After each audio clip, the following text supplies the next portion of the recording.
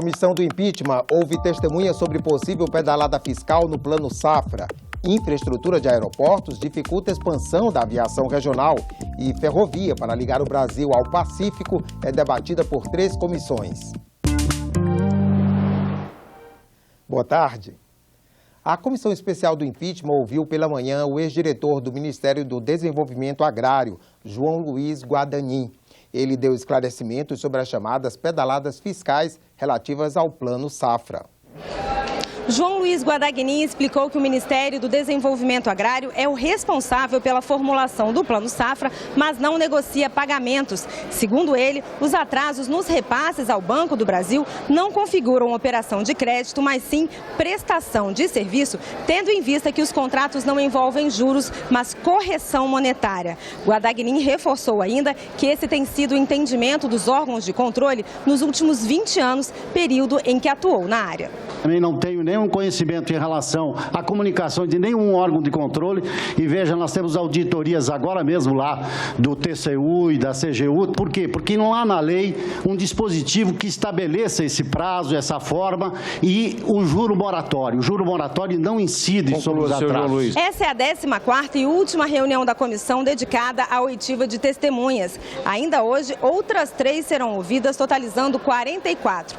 Até agora, foram mais de 90 horas de reunião dedicadas às oitivas. A aviação regional tem importante função social e papel estratégico no desenvolvimento do país. Por isso, a Comissão de Desenvolvimento Regional e Turismo decidiu que o Programa de Desenvolvimento em Aviação Regional será a política pública a ser acompanhada pelo colegiado este ano. A implantação e reforma de aeroportos foi tema de debate hoje na comissão. O plano inicial, lançado no governo Dilma Rousseff, era construir ou reformar aeroportos no interior e, assim, ampliar o atendimento à população e incentivar a economia local. Das 270 unidades incluídas no projeto, 243 já possuem autorização para estudos de viabilidade técnica. Esse programa ele propõe a expansão da malha aérea para a integração do território nacional, ou seja, nós queremos que mais de 90% da população brasileira esteja a pelo menos 100 quilômetros de um aeroporto. Para os senadores e especialistas convidados, a questão exige um estudo mais aprofundado. Com a queda na demanda e as empresas aéreas do vermelho, uma das hipóteses levantadas foi a abertura para o capital estrangeiro. E nesse ponto não houve concordância. Trazer novas empresas para o Brasil, além dos que já existem. Estaríamos aumentando a concorrência ou estaríamos, nesse momento de crise, inviabilizando todas, inclusive as que estariam vindo? Isso vai impactar no sentido de trazermos mais linhas aéreas regionais, isso vai impactar no preço da tarifa. Se a empresa é do Japão, da Coreia ou de onde que é, não importa muito. Quando eu vou utilizar o serviço, na verdade, o que o passageiro quer é qualidade. E deve ser votada ainda hoje no plenário a medida provisória que amplia a participação do capital estrangeiro na aviação. O texto original prevê um limite de 49%, mas uma alteração feita na Câmara autoriza que o capital das companhias seja 100% estrangeiro. Debate sobre a construção de uma ferrovia para ligar o centro do país ao litoral peruano, dando acesso ao Oceano Pacífico, e audiências para examinar como o Estatuto do Idoso está sendo aplicado e a realidade da proteção à criança e ao adolescente. Assuntos que movimentaram outras comissões do Senado na manhã de hoje. 2 audiências públicas serão realizadas pela Comissão de Direitos Humanos. As propostas foram aprovadas na reunião desta quarta. Uma para debater o dia a dia do Estatuto do Idoso, a outra para discutir com o Conselho dos Direitos da Criança e do Adolescente, Secretaria dos Direitos Humanos e a ONG Todos pela Educação, a proteção que se deve dar a esses segmentos da população.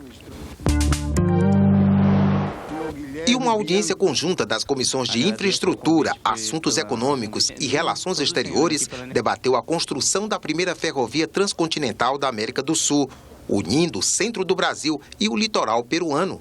O projeto é uma iniciativa de China, Brasil e Peru.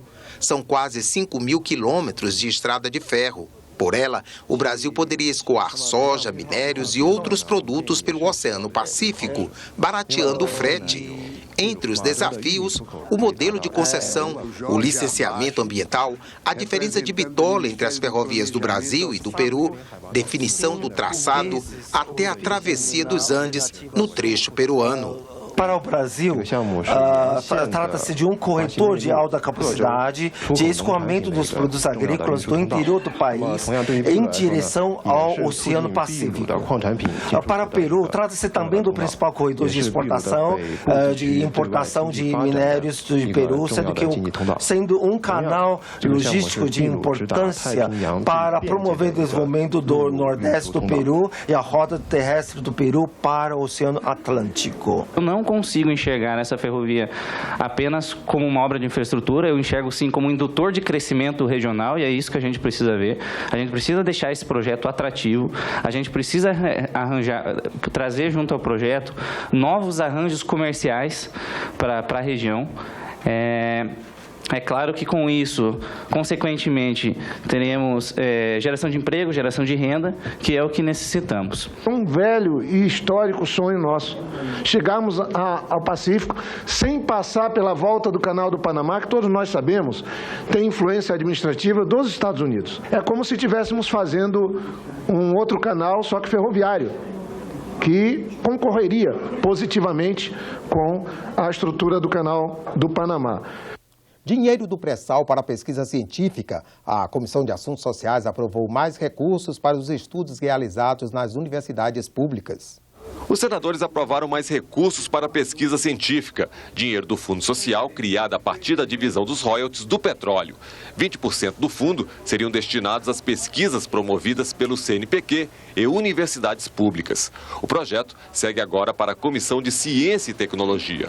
Já a votação do projeto que cria o marco legal para as pesquisas clínicas com seres humanos no país ficou para a semana que vem. Um dos motivos do adiamento foi o prazo para que os voluntários da pesquisa continuem a receber o medicamento após o encerramento dos testes. Acho que esse prazo de 2 anos seria razoável. Tive 2 oportunidades de acompanhar pacientes em caso de experimental, de técnicas, uma técnica cirúrgica, uma técnica por uso de medicamentos, e esses pacientes eu acompanhei por mais de 2 anos até, para perceber os efeitos colaterais que possam surgir depois da aplicação do medicamento e o uso do medicamento por um prazo maior. Se uma pesquisa clínica demonstrou que um determinado paciente melhorou sensivelmente com a utilização daquele medicamento, eu acho que nada mais justo que o laboratório, a empresa, possa garantir aquele medicamento por tempo indeterminado. E o projeto que pode mudar as regras para a realização de pesquisas com seres humanos no país é o tema de uma série especial que o Senado agora começa a exibir a partir de hoje. Você sabia que cada medicamento disponível na prateleira precisou ser testado em pessoas?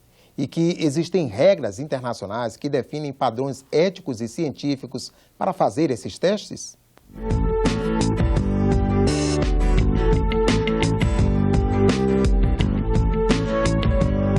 Esse medicamento aqui fica na geladeira. Aí você aplica, né? Faz assim, bate bastante e aí coloca na seringa e toma, aplica na barriga. O ganho do ponto de vista dos pacientes existe, de quem participa nas pesquisas, porque muitas vezes se estão trazendo tratamentos novos que de outra maneira eles não teriam acesso aqui. Esse projeto nasceu, vou lhe dizer, há 4 anos, quando uma pessoa de Ijuí, no interior do Rio Grande do Sul, entrou numa pesquisa clínica. Ele, aos 56 anos, teve um diagnóstico de câncer no pulmão. Você está lidando com vidas humanas, você está lidando com o impacto do que um estudo pode causar na vida de uma pessoa, de um sujeito de pesquisa, porque ele está entregando a vida dele, na verdade, à disposição da ciência. Então, o mundo medicamento de uma vez por mês que aplica, e eu não sei qual é.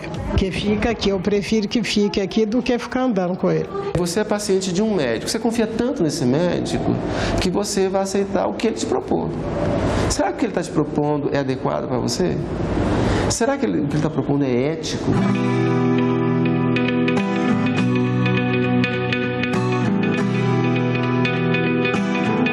Experiências feitas com prisioneiros de campos de concentração nazistas chocaram o mundo. Eram testes para avaliar a resistência humana a baixas temperaturas, afogamento, altitude e venenos. A necessidade de um sistema de regulação ética surgiu logo depois, no pós-guerra, fruto dos problemas que existiram durante a Segunda Guerra, depois de Nuremberg. A crueldade dos experimentos nazistas levou 20 médicos criminosos de guerra a julgamento em Nuremberg e resultou na criação, em 1947, do Código de Ética que estabeleceu alguns dos princípios que regem as pesquisas clínicas até hoje.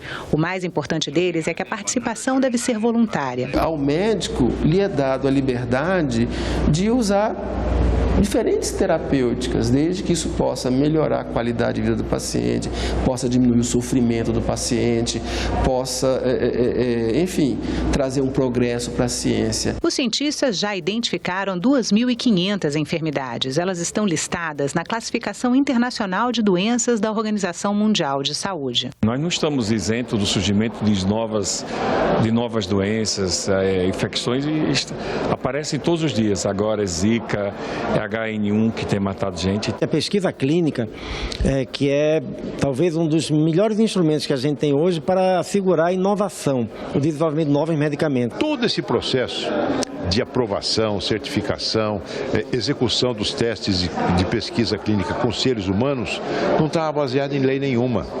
Eram portarias, alguns decretos que podem mudar a qualquer momento. Garantir inovação e o desenvolvimento de novos medicamentos de forma ética, respeitando direitos dos pacientes, é o maior desafio dos parlamentares que analisam a proposta que cria um marco legal para pesquisas com seres humanos. Então nós estamos criando um sistema que dê mais segurança jurídica, tanto para os pesquisadores, quanto para as pessoas que estão, as empresas interessadas no desenvolvimento de produtos, como sobretudo para os seres humanos que participam dessa pesquisa. E amanhã você assiste nos boletins do Senado Agora a segunda parte da série de reportagens sobre pesquisas clínicas no Brasil. Vamos mostrar como são feitos os testes com pacientes voluntários. O desafio é garantir respeito e tratamento ético a quem se submete a esses experimentos. Outras notícias na nossa página na internet, senado.leg.br/tv. Obrigado pela companhia e continue com a nossa programação.